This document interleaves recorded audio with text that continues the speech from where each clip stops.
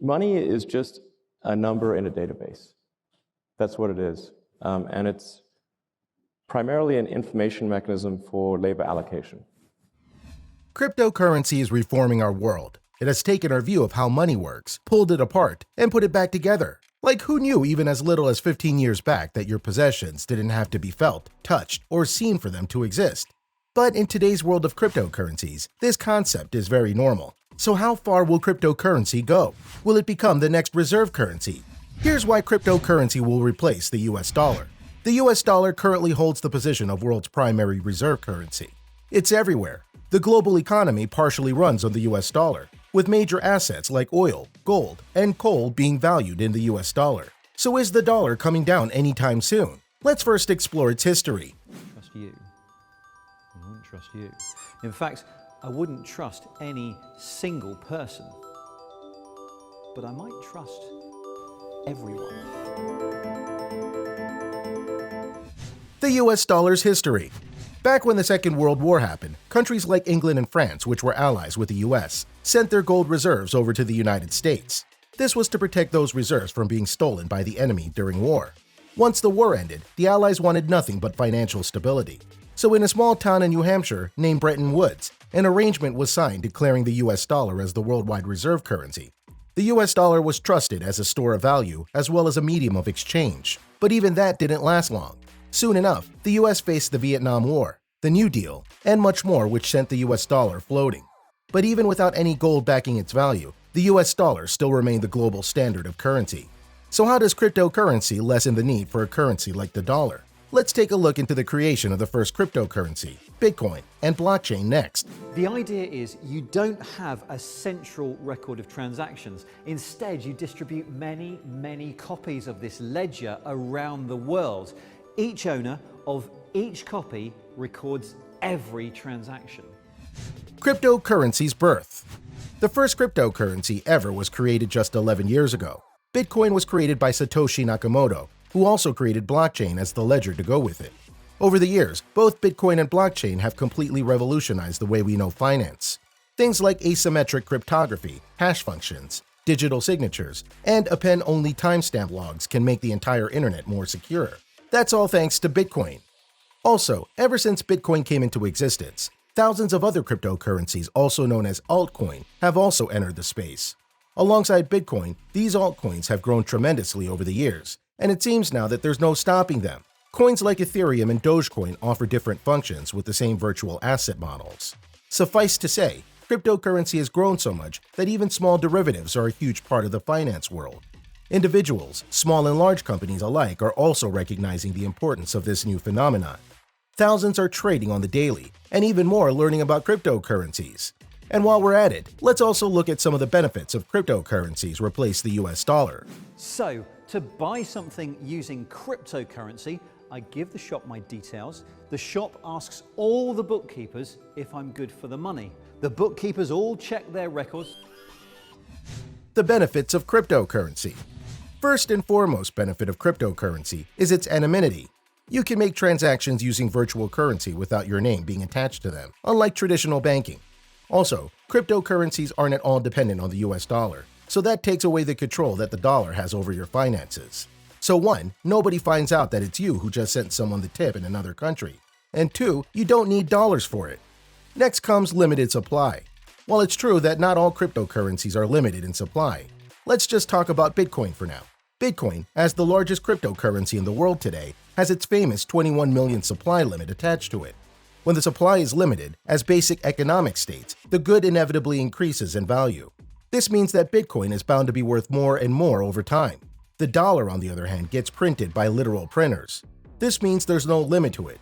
And taking political influences into account, there's nothing anchoring the dollar's value. It can be manipulated as the government pleases. See if I have enough. If I do, they tell the shop, and then all update their records to show the movement of money. There's always the cost aspect too. Fiat currencies such as the US dollar require great transactional fees to be able to move smoothly. Cryptocurrencies come at much cheaper transaction fees, and this makes their movement more efficient and affordable. So with all these plus points, it could be argued that the US dollar fails at the efficiency front. Cryptocurrencies are a better option than US dollars, so what's really stopping it from replacing the US dollar already? Why hasn't cryptocurrency replaced the US dollar yet? The thing is, while cryptocurrencies are traded, they aren't being used as a means of exchange, meaning they aren't being used to buy and sell other things, like the dollar is. The market caps of the cryptocurrencies are huge, whereas the daily volume remains small in comparison. It is even said that a high percentage of Bitcoins have not changed IP addresses since a few years. They are treated as an asset to simply buy and put away, to gradually increase in value.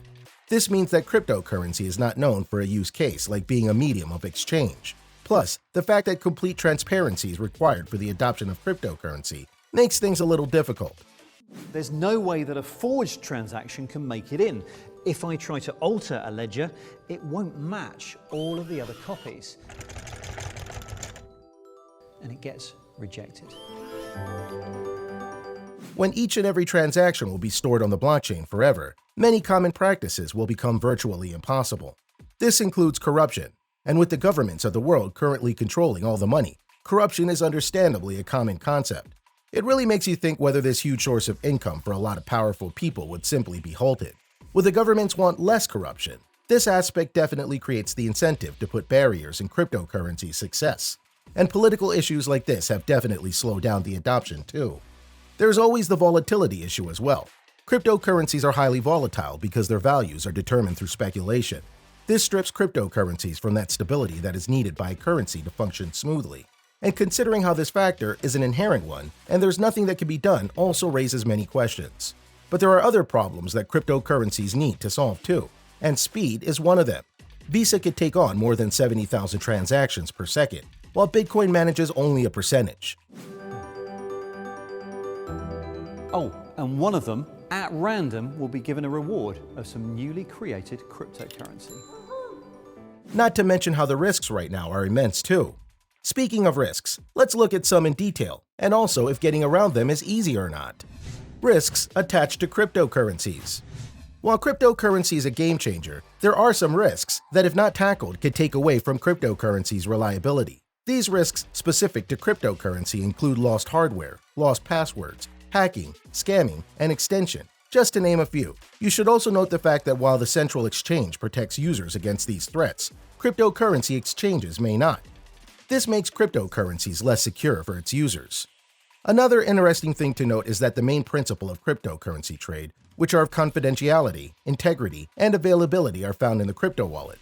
But even so, they aren't completely safe. Attackers can without a doubt try to steal your digital assets. One specific attack, called the Electro Rat, gets into crypto wallets and takes away their contents. This is how cryptocurrencies work. And remember, all of these bookkeepers, all of these ledgers, they're not actually people, they're computers. Lots of computers. And what's so interesting about this particular malware is that its author wrote the whole thing from the very beginning. They didn't rely on any previously found code libraries that have been found in other types of malware. That unique feature made the virus slip through the nets of many antiviruses at first. But given all these risks, and given the potential to solve them, cryptocurrency really could become the net reserve currency. This is because for the last decade or so, people have been looking for another reserve currency. They want to move from the dollar, and that's because it's everything but perfect.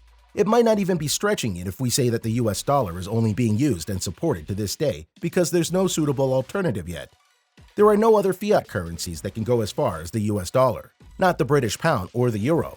So if there's no physical currency, can a virtual one take its place? But the combination of Silk Road and Bitcoin will save us? Well, it will be useful for legal and illegal transactions. Otherwise, it would have no value as a use of for legal transactions. Back when Libra first came out, it undoubtedly had reserve currency potential. The idea was powerful, a single global stable coin supported by many other currencies. But the Congress and the lawmakers were against that. So why can't the process continue till we have a singular perfect cryptocurrency? It most certainly can, if the government keeps an open mind. And did you know that after the credit card was first introduced, it took Congress 15 or 20 years to come up with laws that recognize that technology's existence? Let's just hope that the same will happen with crypto. So what are your thoughts on why crypto will replace the US dollar? Sound off in the comment section below. And if you're new to the channel, thumbs up, subscribe, and ring that notification bell for future updates. Until next time.